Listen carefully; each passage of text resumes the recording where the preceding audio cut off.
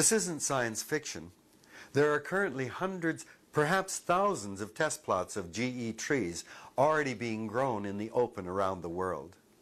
My name is David Suzuki. I am, by training and profession, a geneticist. And for 25 years, I had an active career in science, once having the largest genetics lab in Canada. I'm narrating this film because I'm concerned about the unseemly haste with which my colleagues and my peer group seem to be ready to rush in and begin to apply ideas in this revolutionary area, to apply ideas that I think are far too early to expose people either in our drugs, in our food, or out in open fields.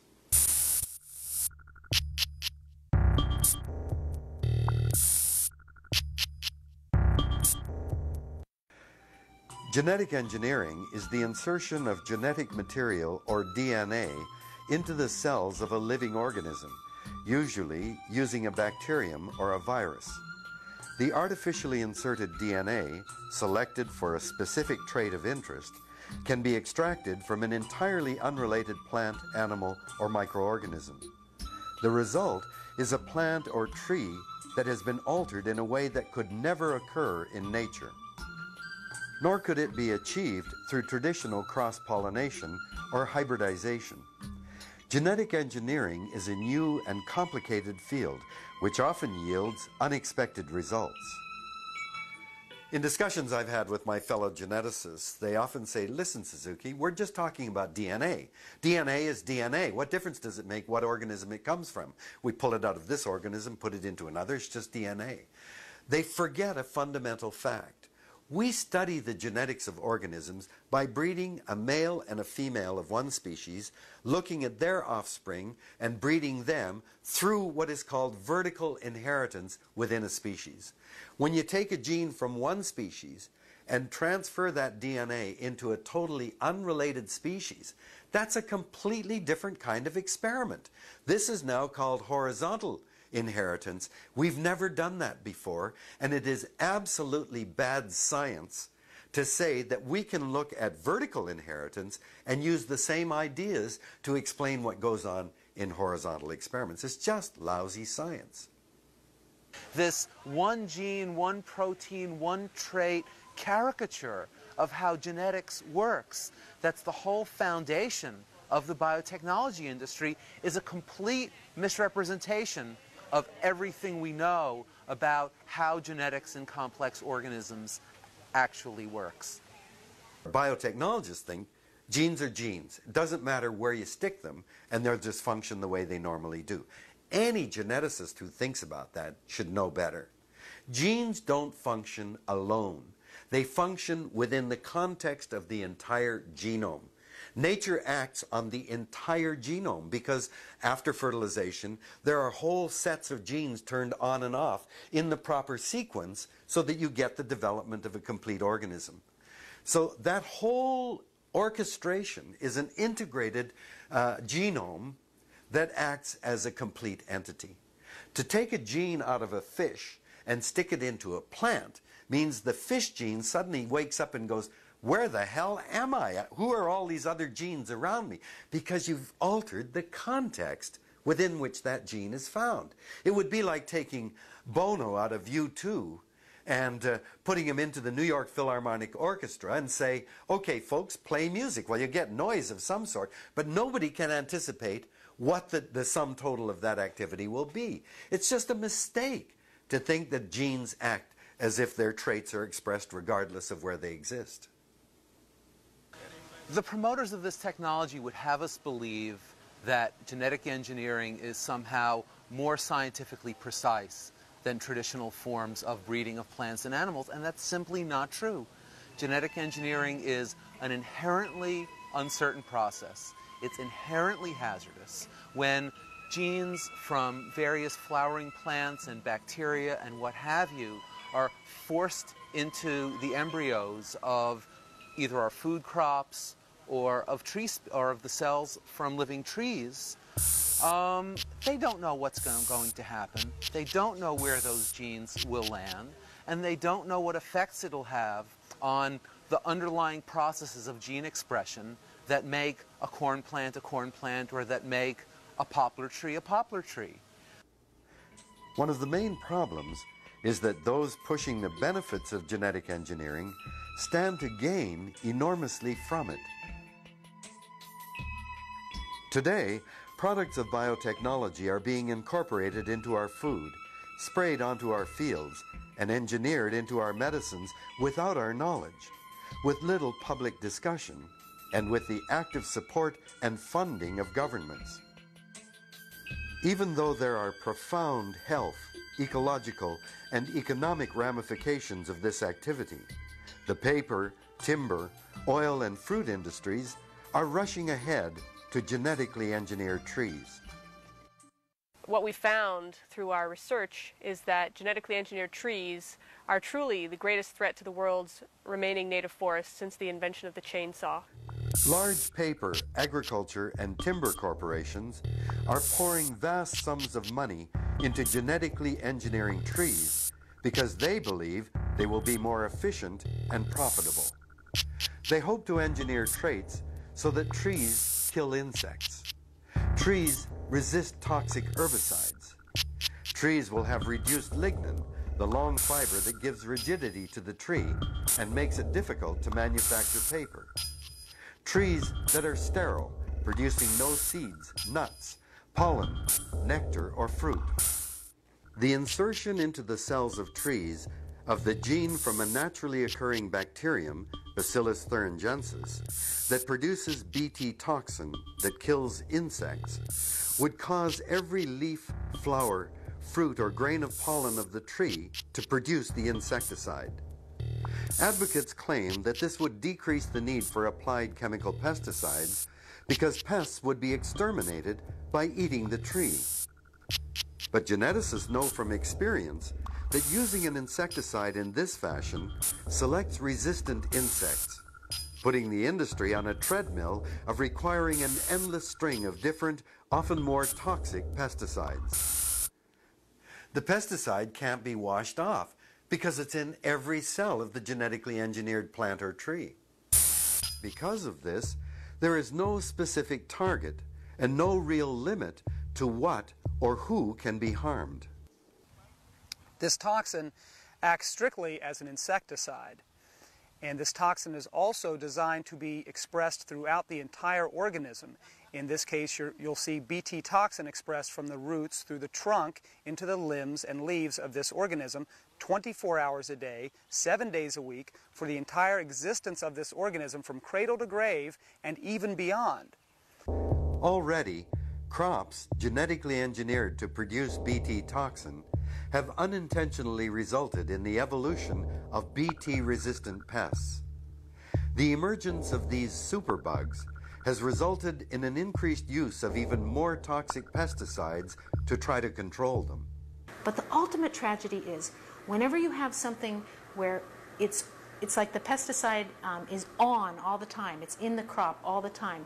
So the only pests that are going to live through this experience are the ones that are a little bit resistant to it. And the only ones they're going to mate with are the other ones who are a little bit resistant to it. And so what you do is you breed resistance. You get superbugs where they can eat as much as they want and it won't bother them. And what's the result of that?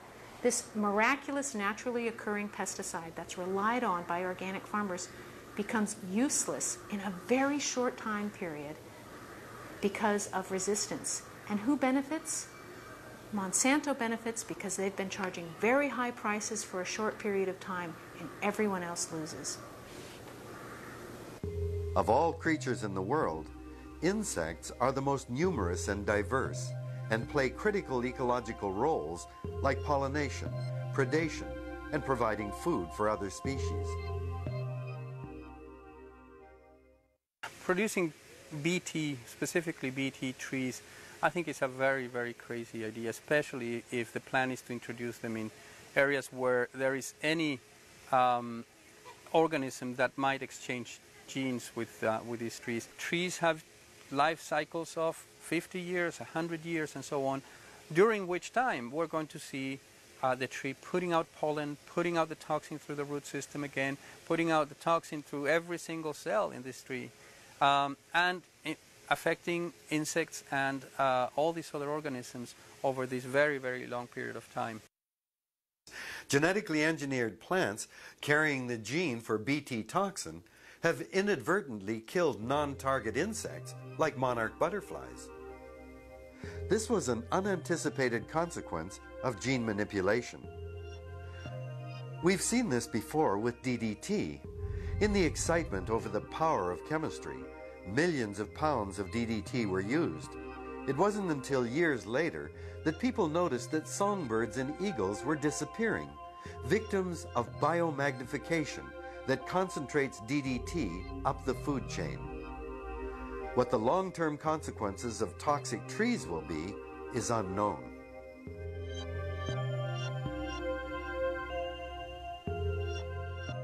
We know that the Bt toxin is leached into the root system, and we know that it alters the composition of the microbial community in the soil. A forest that kills insects would be catastrophic, causing widespread disruption to the balance of nature in which insects are a crucial part.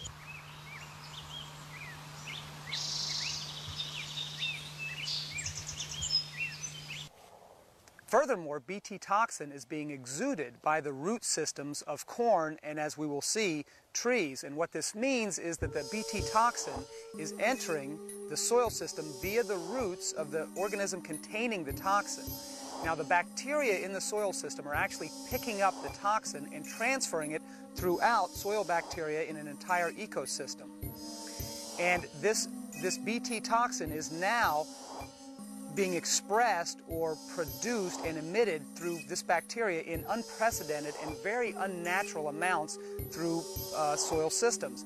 We're also seeing evidence of this Bt toxin moving through soil systems and being emitted into groundwater and surface water as well, and we're finding in areas where Bt toxin corn is grown in high concentrations, we're finding abnormally high amounts of Bt toxin, some 3, 4, and 5 times the amount that should be in water systems. Growing evidence suggests that Bt crops can induce allergies and respiratory illnesses in human beings. In a recent study, Terje Travik, director of the Norwegian Institute for Gene Ecology, found evidence of diseases triggered by an immune reaction to Bt toxin in Filipino farm workers living near a field of genetically engineered Bt-producing corn. Because tree pollen can travel for hundreds of miles, genetically engineered trees could have a widespread impact on human health. They're also genetically engineering fruit trees. Cornell University is very much involved in the genetic engineering of apple trees, and what is really frightening there is what we've seen with corn and other crop plants that are being genetically engineered is the possibility for allergic reactions by people. So there's a real serious threat to human health from these genetically engineered fruit trees because of the fruit going to market. It's not labeled. Nobody knows that it's genetically engineered. People eat it, and who knows what's going to happen. People just don't know what the impact will be on their human health.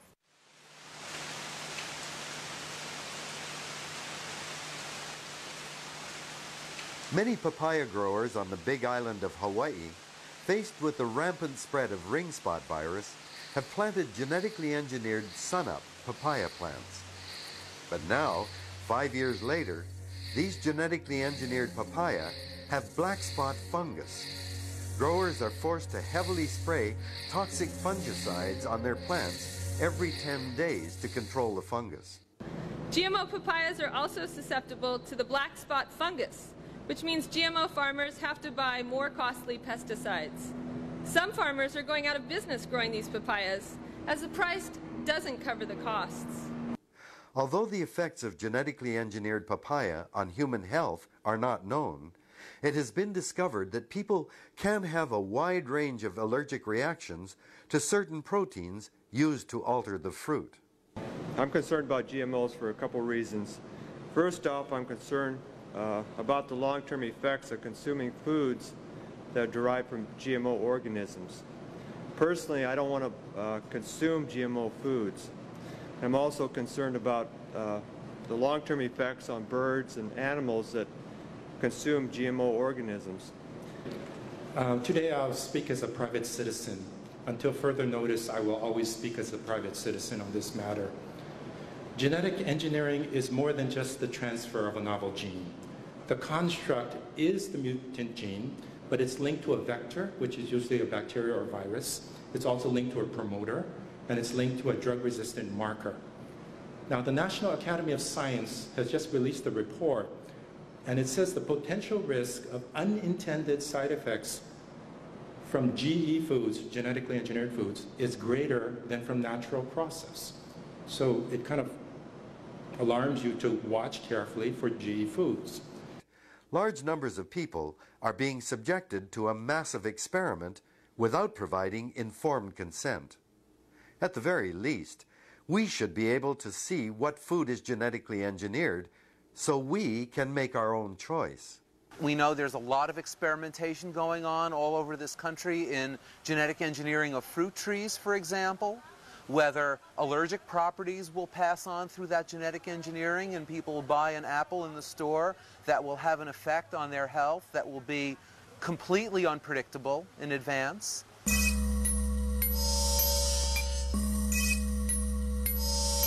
Another trait being genetically engineered into trees is resistance to the herbicide glyphosate, known as Roundup. The trees will then be considered Roundup-ready plants. Roundup-ready plants and trees can be sprayed with Monsanto's Roundup and not be killed. The weeds around them, however, will die. This encourages widespread use of this herbicide. Trees are being engineered to express a gene that allows them to be sprayed aerially en masse with enormous quantities of glyphosate. And glyphosate is the main active ingredient that we find in Monsanto's Roundup. Glyphosate is especially harmful to all ecosystems. Glyphosate has been linked directly to harmful effects and in many cases fatal effects on earthworms, small mammals, birds, fish, and has worked its way into the food chain in many ways. And even in this state, in California, it is linked as the second or third most common source of landscape and outdoor worker illnesses that there are. And California is the only state that's keeping those statistics right now. Researchers promoting Roundup-ready trees make the unproven claim that the technology will reduce herbicide use. Again, a look at current agriculture gives a more accurate forecast of the potential impacts of Roundup-ready trees. In the U.S., farmers, knowing their crops can tolerate Roundup, have tripled the use of the herbicide, according to the U.S.-based Pesticides Action Network. If you take plants and make them resistant to an herbicide, what does that mean? It means, hey, no problem, you can put herbicide all over the place and it won't kill the plant. And so, of course, it's associated with greater herbicide use. We're talking ultimately about more chemicals being used. We're talking about more native forests being destroyed in order to grow plantations. And we're talking about this completely uncontrollable threat of pollen drift. We should remember that Monsanto, who defended the use of DDT, is currently the world's leading promoter of genetically engineered crops. They now claim that Roundup is safe. However, a study of farmers exposed to glyphosate showed they have an increased risk of miscarriages, premature births, and the cancer, non-Hodgkin's lymphoma. Glyphosate also damages soil and beneficial fungi and bacteria, and it seeps into running water and can contaminate groundwater. The Danish government banned Roundup because glyphosate was found in that country's drinking water. We have evidence of glyphosate remaining active and lethal for anywhere from 7 to 8 months to well over a year in certain soil systems. And this is certainly something that we do not need to introduce in any way, shape, or form into environments, whether it's on agricultural crops or, in this case, plantations and former native forests that were converted into plantations.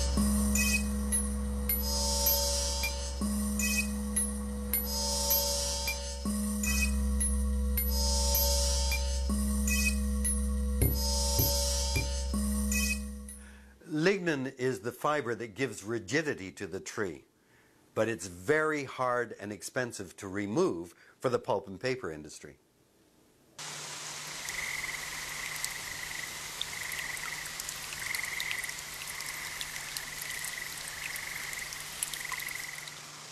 And the third trait that the technology is focusing on here is the gene that expresses a reduced lignin level. Lignin is the substance in a tree or in other plant life that gives that particular organism strength and rigidity. It appears in every cell. It's what allows an organism, a tree in this case, to grow up straight and strong and to withstand wind or storms or insect or even disease. Of course, trees with less lignin have less structural integrity. They're more susceptible to disease. They're more susceptible to insect damage.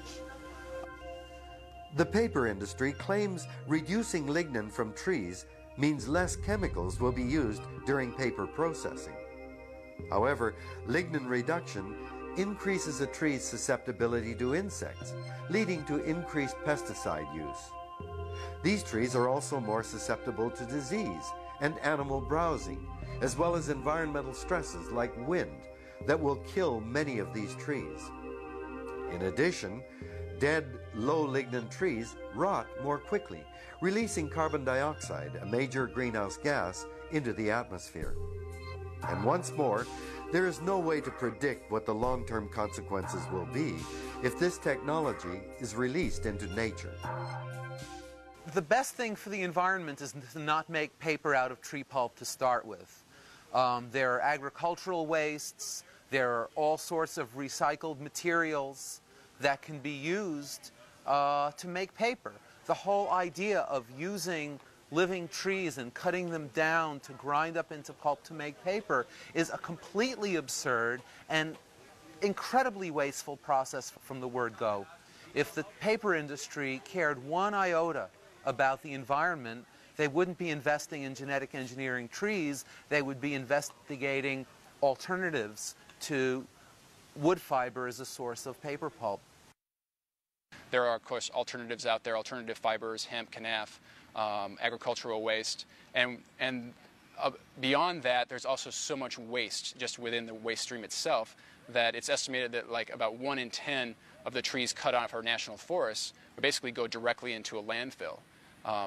So we're talking about a massive amount of waste that if we could just reduce the amount of waste that we're using within our current consumption levels, we could probably eliminate the need for genetically engineered trees. We could eliminate the need for any forest-based paper products at all.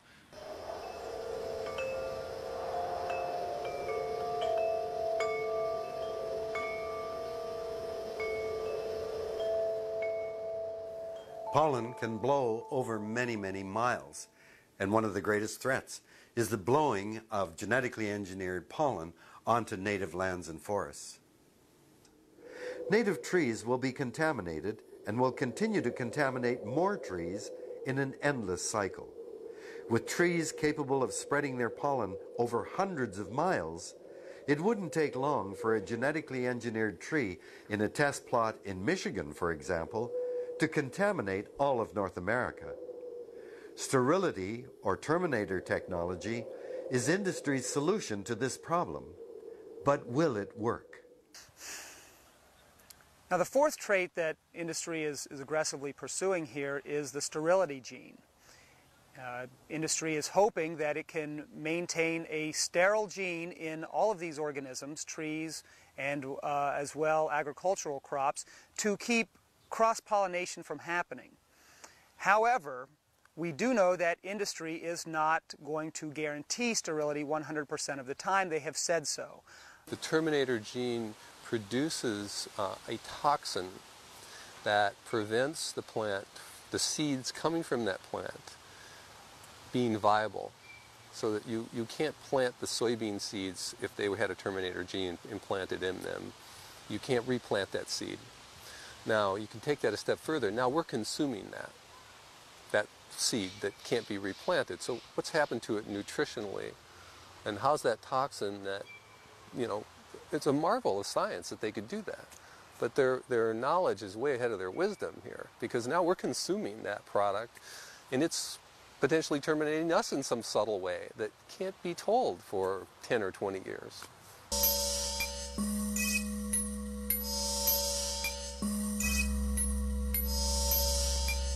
Plans to develop and manufacture sterile trees are already underway. In reality, this is a lose-lose proposition. It's almost impossible to induce 100% sterility. The urge to reproduce is powerful and deep.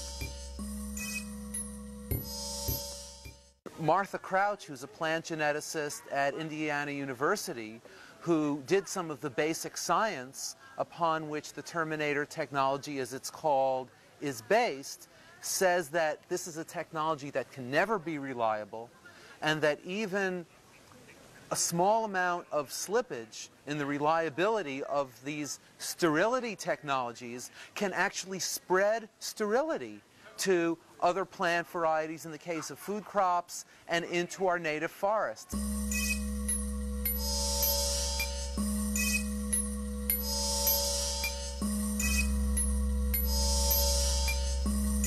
What will the genetically engineered tree plantation of the future look like? Well, if we combine all of the impacts of all of the different traits that they're engineering these trees for, what we can imagine is what we'll have is, let's say the plantation is 1,000 acres in size. It's directly adjacent to native wild forests. Because it's been engineered to be insect resistant, there are no insects whatsoever. Because it's been engineered to be herbicide resistant, it's been heavily contaminated with toxic chemicals. There are no understory plants at all. Because they've been engineered to be sterile, a good 95% of the trees have no fruit, no nuts, no seeds, no pollen, no flowers, no food of any kind for wildlife. So there's no wildlife in this plantation. The other 5% that aren't sterile are contaminating the surrounding native forests with these traits. So those forests are now becoming inhospitable to wildlife. In addition, because the trees, many of the trees are sterile, the energy that would have gone into reproduction is going into faster growth. So you're ending up with trees that are very rapidly diminishing the groundwater, very rapidly diminishing the soils, and that in only 20 to 30 years will have completely desertified the land, which means that now you have 1,000 acres of desert, and now they have to go cut down the native forest next door to have another 1,000 acres to reestablish a new plantation.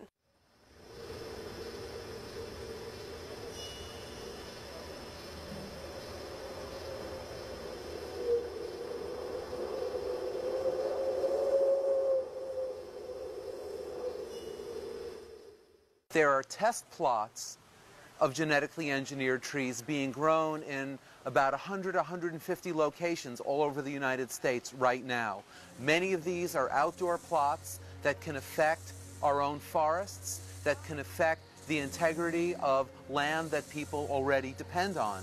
There are farmers in northern Michigan where there's GE tree research going on, whose own land is potentially being contaminated already by experimental plots of genetically engineered trees. Organic papaya growers on the Big Island of Hawaii have lost their certification because of contamination from the genetically engineered plants. The Big Island composite was 80% organic and 20% wild or backyard garden papayas. In this sample, the overall GMO contamination level was about 50%. Hi, my name is Toy.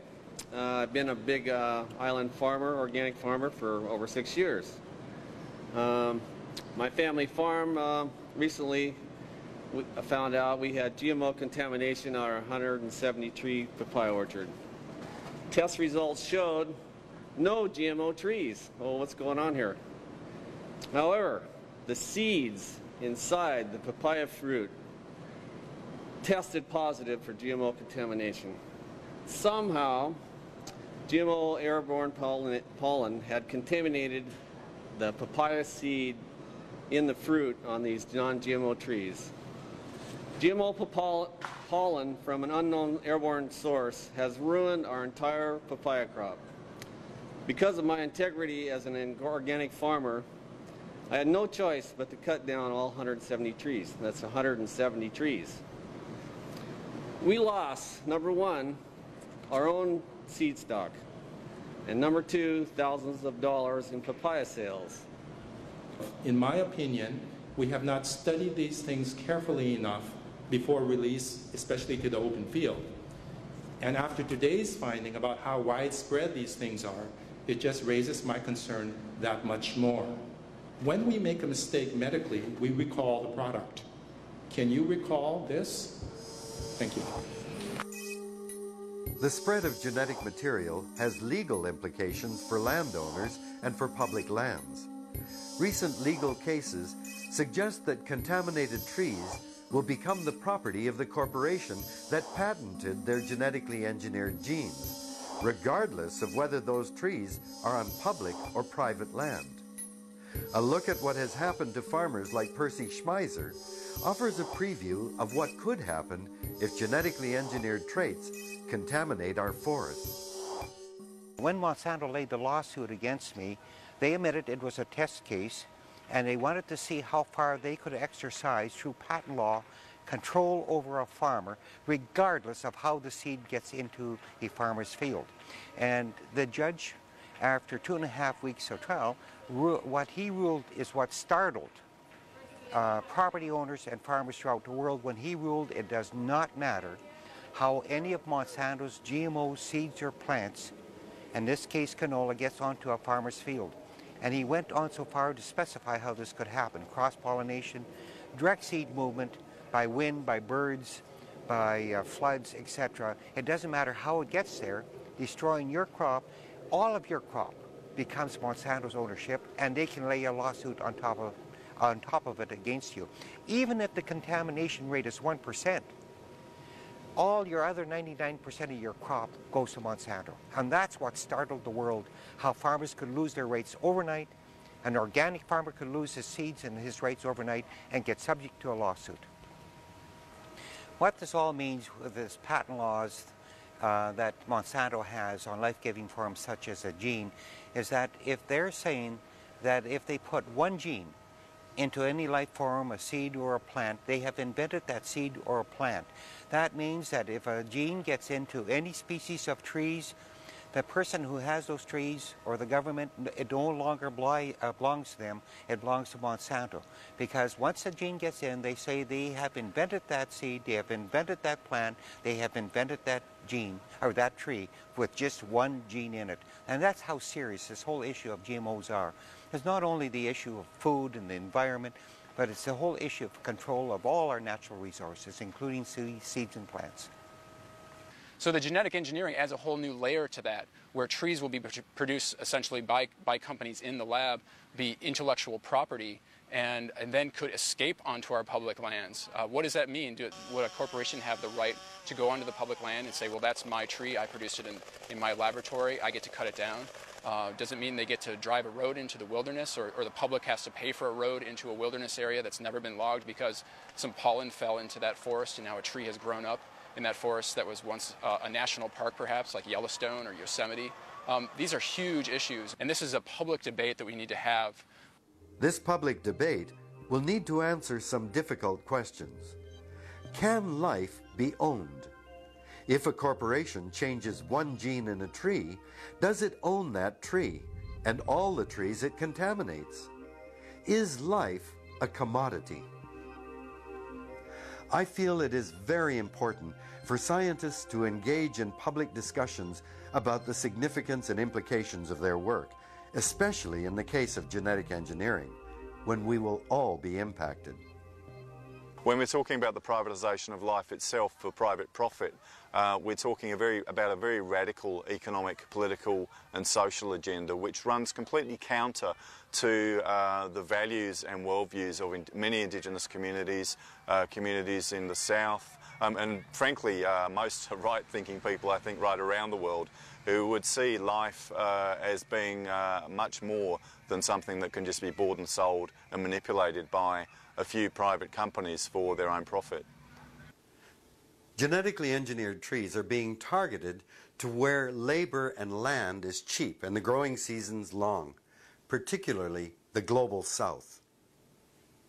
Central and South America, Mexico, China, Indonesia, Africa, and New Zealand, as well as the southern United States. These places are already subject to the negative impacts of plantation-style tree farming. Fast-growing GE tree plantations threaten to worsen these problems, using up precious water needed for other crops and livestock. The water levels are affected because of the eucalyptus. Small streams are disappearing and the soil gets dry and hard. You can see for yourself. Even after it rains, the soil dries up very quickly. Before, it used to retain the water for 10 to 20 days. Not anymore. Genetically engineered tree plantations threaten to destroy native forests and to displace local farms and sustainable economies. Previously self-sufficient communities will be forced to leave their lands in search of livelihoods elsewhere, while their land becomes the site of plantations, processing plants, and factory-style packaging facilities. Although the land and livelihood of indigenous and rural peoples around the world would be threatened immediately, the long-term effects of genetically engineered trees would eventually be felt by everyone. Beyond providing habitat and food for wildlife, native forests are considered the lungs of the earth. They absorb carbon dioxide, a major greenhouse gas, and produce oxygen. They also filter water and release it into the atmosphere. Disrupting forest ecosystems endangers the health of the planet. Communities of people that depend on intact native forests for their survival, whether forest-based communities here in North America or especially in the case of indigenous communities in the global south, the potential pollution and contamination and genetic disruption of native forest ecosystems can be absolutely disastrous for people whose livelihood depends on intact native forests. There is no serious consideration about what's going to happen to the people who live there, what's going to happen to livelihoods, what's going to happen to the way of managing these ecosystems that has been so important for the world over the last 10,000 years. Most of our current ideas, especially in a revolutionary area like biotechnology, are going to turn out to be wrong.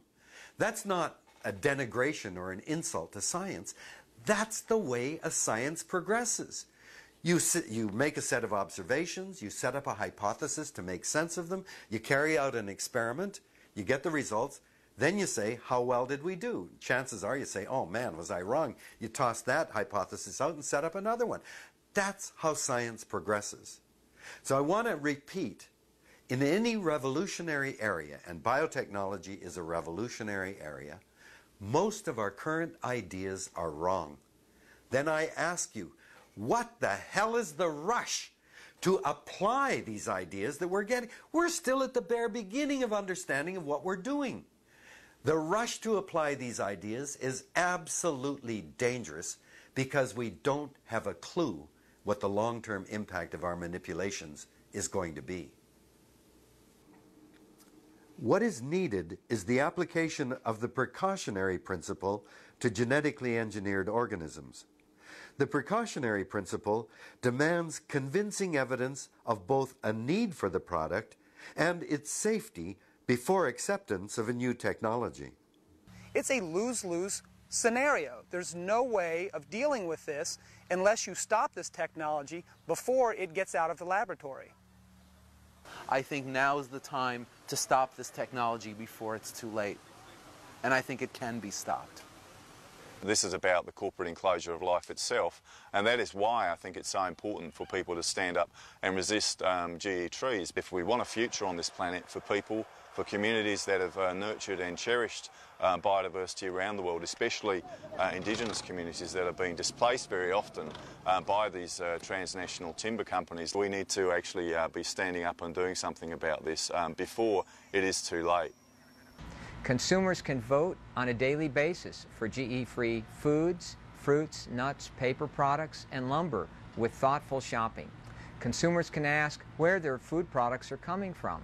Paper and wood products, for example, can be purchased from a known source.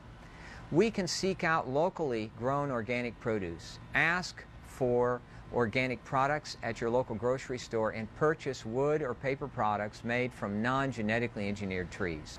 You can exercise your consumer power every day. Buy organic and urge your friends and family to do the same. One of the things that's important is that Kinko's, which is a major consumer of paper in the United States, has released their wood endangered forest policy that gives preference to suppliers of paper that don't use genetically engineered trees. This is one of the first of its kind policies, and Kinko's is really setting a higher bar within the industry. These are the kind of policies that we're going to be pushing for from other companies like Home Depot, like all the other logging companies. And this issue will become more and more of an issue. And essentially what we can do is squeeze companies like International Paper and others out of the marketplace so they no longer have large customers like Kinko's and others that they can supply to. This is an economic way of using our power as consumers in our society to make change. I could not have done this, stood up to them, without financial help and the help, whether by word of mouth or encouragement, if I would have had help from people from all over the world, from every continent. I had that help, and we learned to live off the strength of other people. No one could stand up otherwise to a multi-billion-dollar corporation than CART. Well, first of all, learn the facts. There are many groups that are starting to work in this area. They always need help and volunteers. Work is being done internationally to educate the public about the threats of genetically engineered trees. They are also working to ban the commercial development of genetically engineered trees. All change is local, and you can begin by starting action groups and helping to educate your community. Make sure your community is aware of the dangers of genetic engineering and is armed with the ability to make sound judgments based on unbiased information. Speak with your community and, where possible, with your local or national government to build resistance and stop genetically engineered plants, seeds, and products from entering your community. The rush to apply these ideas is absolutely dangerous because we don't have a clue what the long-term impact of our manipulations is going to be.